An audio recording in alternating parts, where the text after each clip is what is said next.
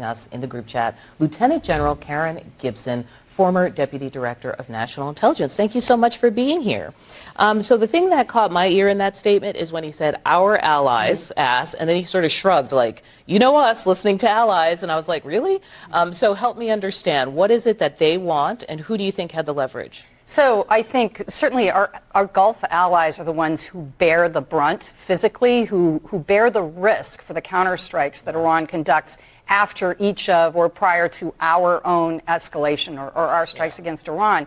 And I think they have been urging for some time that we prioritize diplomacy over the continued strikes, which frankly have had some questionable efficacy in terms of an inability to move the needle on the Iranian calculus. All right, you're using national intel speak. What I hear is we're striking, we're using military, and it is not changing Iran's position fundamentally. That's right. So the military thing isn't working, but is the diplomatic thing moving the ball forward in any way? What are you going to be listening for the next day or two? So I think, one, we haven't heard yet what Iran has to say publicly about this. So some kind of public response there. I think that our allies, particularly folks like Qatar, and you asked who has the greatest heft or weight, I think it's probably the Saudis. There is credible reporting that they are the ones that compelled the president to stop. Remember Operation Freedom, which is where we were going to physically escort vessels through the strait. Oh, yeah. It lasted one day. There's credible reporting that it was the Saudis that convinced him to stop because they were concerned about attacks on their own infrastructure. And if I could pause for 1 second and say, I think what Iran has done in the last 10 days is shown that their power is not just concentrated on the Strait of Hormuz, but they have the ability to hit Gulf infrastructure as far as Egypt, the Red Sea, et cetera. That tanker in Egypt definitely was eyebrow-raising at that moment. And as you said, all of these allies, we strike, but they're the ones who get hit, right, from the counter-push from Iran.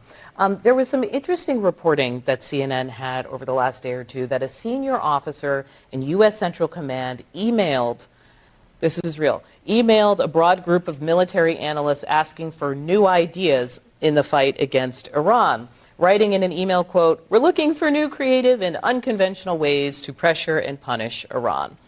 I love a good crowdsourcing. However, is this unusual? Help.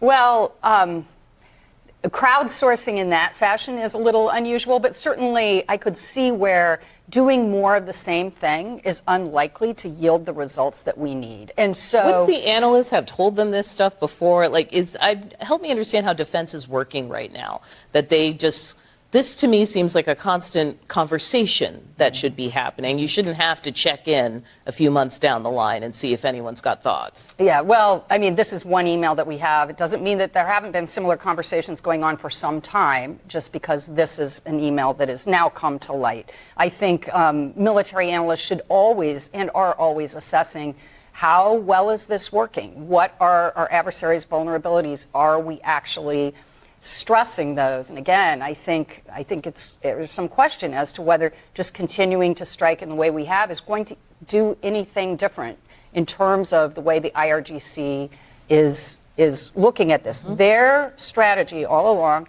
has been to survive, avoid capitulation, and make the war so politically and economically untenable for the United States that we back off in some way. They don't have to defeat us militarily. They just have to survive the strikes. And they think time is on their side. They have a very high capacity for absorbing both economic pain and airstrikes. And I think they still think that they can win. Can I ask you one more variable? As always, Israel. The chief of the Board of Peace will arrive in Israel. This is coming days after Trump said that Hamas and all other sort of groups in Gaza have to disarm. And over the weekend, Israel says it targeted a Hamas weapons storage facility in Gaza, left a crater at a hospital. Can you talk about how this back and forth, Hamas, Hezbollah, Israel, is going to affect this push to wrap things up with the war in Iran? Yeah, so I don't think they have to be linked. I think Iran did link them earlier in the summer when they said a condition for us to sign the MOU is that Israel stop attacking Hezbollah in southern Lebanon. You know, Israel sees Hezbollah as an existential threat to them, and I don't think that's an ally that we can compel to back off.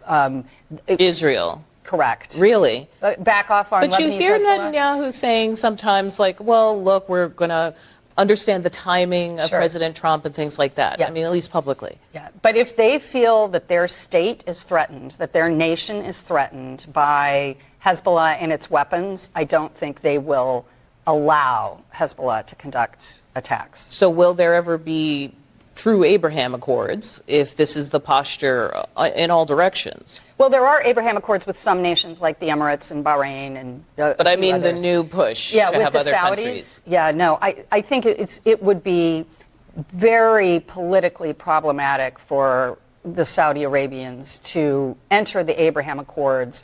You know, they occupy a unique leadership position in both the Arab and Islamic worlds as the custodian of some of the holiest sites without some kind of concession on the part of the government of Israel regarding the fate of Palestinians in Gaza or the West Bank. It really is impossible, I think, for them to normalize relationships with Israel. It sounds like a diplomatic Gordian knot, to be honest. I'm glad you're here. Thank you for your help. That's Lieutenant General Karen Gibson.